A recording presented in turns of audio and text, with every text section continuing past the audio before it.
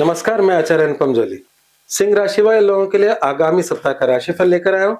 आगामी सप्ताह का मतलब 9 फरवरी से लेकर 15 फरवरी के मध्य ग्रहों का आपके जीवन पे क्या प्रभाव पड़ेगा, उस पे चर्चा करते हैं। तो इस हफ्ते ग्रहों का जो संचरण है वो क्या है वो देख लेते हैं। चंद्रमा तुला राशि से लेकर मकर राशि तक संचरण करेंगे। सूर्य और मंगल मकर राशि में बैठे जहाँ के मंगल उच्च के हैं और शुक्र, बुध और राहु कुंभ राशि में, शनि मीन में, गुरु मिथुन में और केतु सिंह आपकी खुद की राशि से ही गुजर रहे हैं।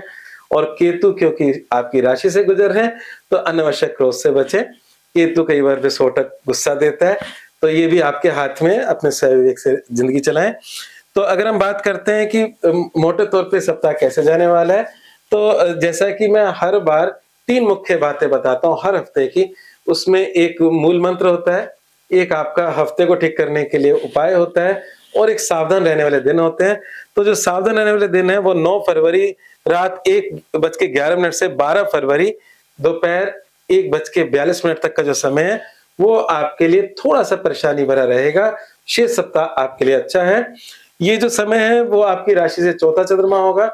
चौथा चंद्रमा मन की खिन्नता, मेंटल टेंशन्स देता है। कभी-कभी मन की खिन्नता और मेंटल टेंशन से हम आस-पास के वातावरण को खराब कर लेते हैं और हमें लगता है कि समय हमारा खराब चल रहा है। तो ऐसे समय पे आपको थोड़ा-सा संयम, धैर्य रखना चाहिए। और मेरा मानना ये है कि जब भी मैं किसी भी राशि के अंदर ये जो समय बताता हूँ, इस समय पे आप जप-तप दान ज़रूर करें। उससे आपकी समस्या बहुत लाभ मिलेगी। प्रभु शरणम केवलम, प्रभु की शरण में जाने से हमारी समस्याएँ समाप्त होती हैं। हालाँकि वो तो रोज़ ही जाना चाहिए, पर इस समय पे आपका दान बढ़ जाना चाहिए और दान के बढ़ने से आपकी हानि की मात्रा कम हो जाती है। तो बात करते हैं जीवन के विभिन्न पहलुओं की। तो अगर हम स्वास्थ्य की बात करें, तो पिछले कुछ समय से स्वास्थ्य का पाया कोई खास अच्छा नहीं था। शुक्र छठे घर से गुजर रहे थे और अभी भी अगर हम देखें, तो जो सूर्य है वो छठे घर से गुजर रहे हैं। गोचर में छठा घर बुरा नहीं होता वहाँ से गुजरना, परंतु इसका जो अर्थ निकल रहा है, स्वयं की गलती से अपना स्वास्थ्य की हानि करना। अब स्वयं की गलती कैसे हो सकती है? हमारे खान-पान की गलती हो सकती है, रहन-सहन की गलती हो सकती है। तो कभी-कभार हम जानते-बूझते अपना नुकसान करते हैं। जैसे कि छोटा-सा एग्ज़ाम्पल देता हूँ, किसी को डायबिटीज़ है और फिर वो मीठा खाया जा रहा है। तो आपको अभी इस समय कम से कम अपने पे थोड़ा-सा कंट्रोल करना होगा, अगर आपको स्वस्थ रहना है। पर क्योंकि शुक्र मतलब अपना राशि परिवर्तन कर चुका है और सूर्य अभी वहीं है, तो कुल मिलाकर बात ये है कि यहाँ पर सूर्य का छठे घर से गुजरना बुरा नहीं है, फिर भी अपनी गलतियों की हानि भुगतनी पड़ सकती है, इसलिए स्वास्थ्य पे ध्यान रखें। वो ध्यान आपको खुद को ही रखना है।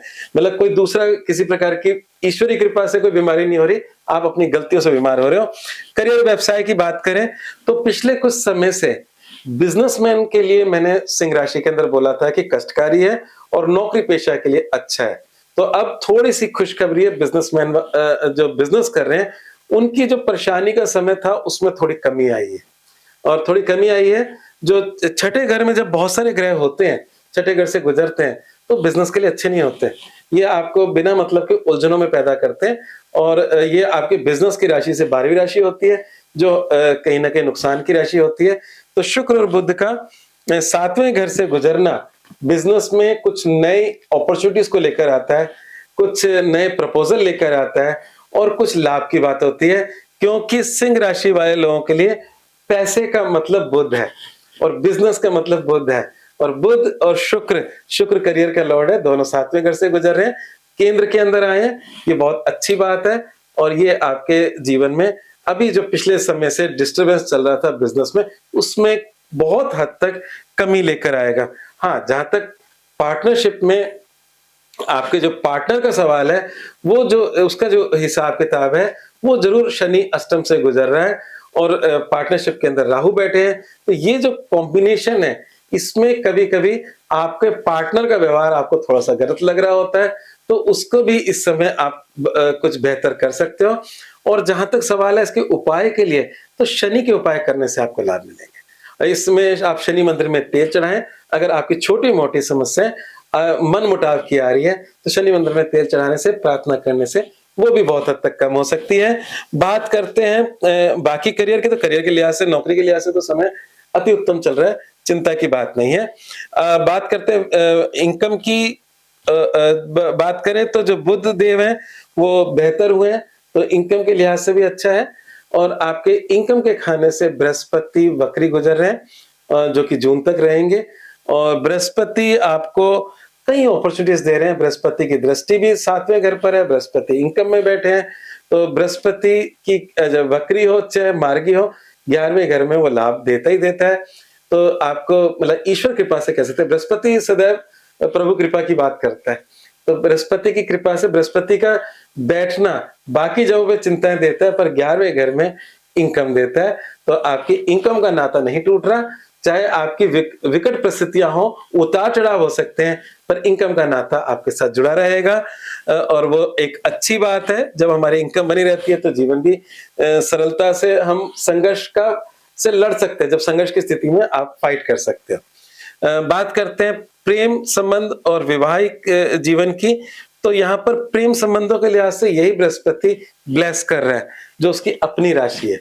तो बृहस्पति के आशीर्वाद से प्रेम संबंधों के लिहाज से समय बहुत ही अच्छा चल रहा है, लंबे समय से चल रहा है, और जून तक ये बृहस्पति यही रहने वाले हैं और आपको ब्लेस करने वाले हैं।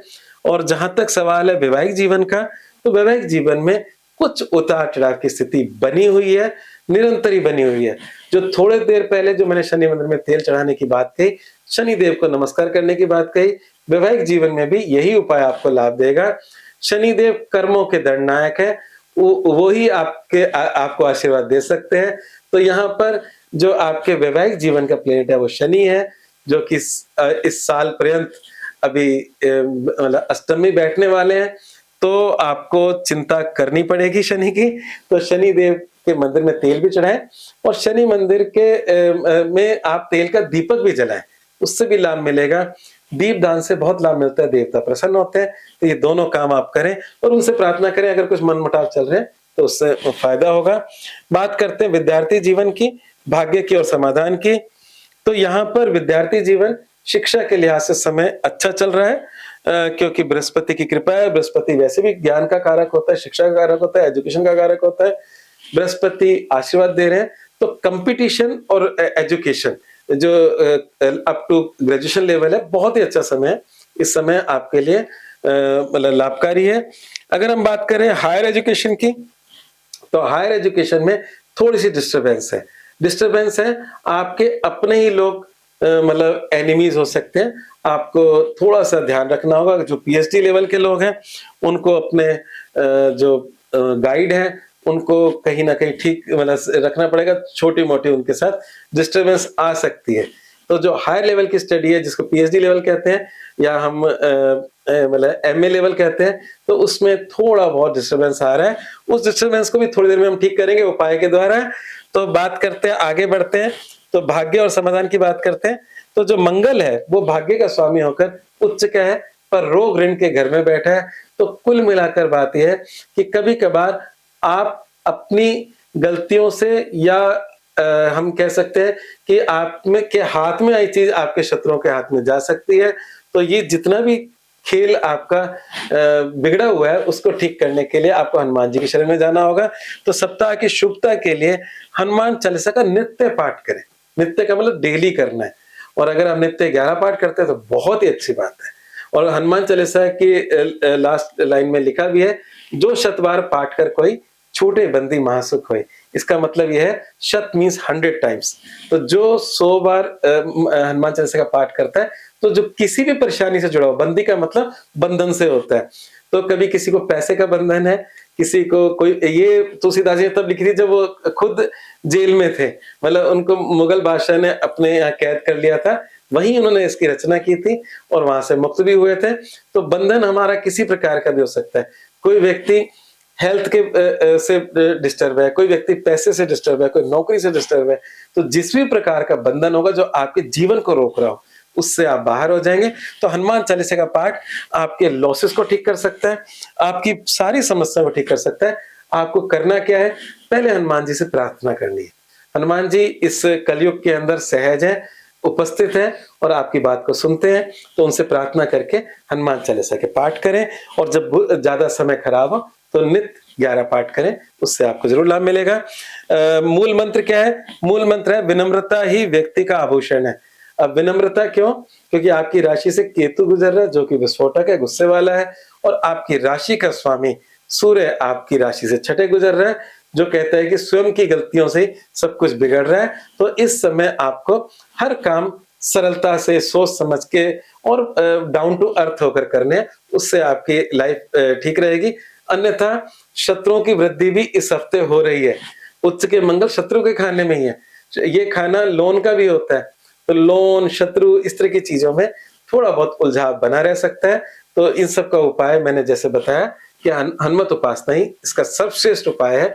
वो आप करेंगे तो आप सारी समस्याओं से निजात भी पाएंगे। अगर मेरा ये राशिफल आपको पसंद आया तो मेरे चैनल को सब्सक्राइब करना बिल्कुल मत भूलना, बेल आइकन भी दबाना और ये शेयर भी करना, जिससे कि आपको आगे ये वीडियोस मिलते रहें और आप अपने हफ्ते को संतुलित करते रहें, उपायों के द्वारा अपने हफ्ते को बेहतर बना सकें। धन्यवाद।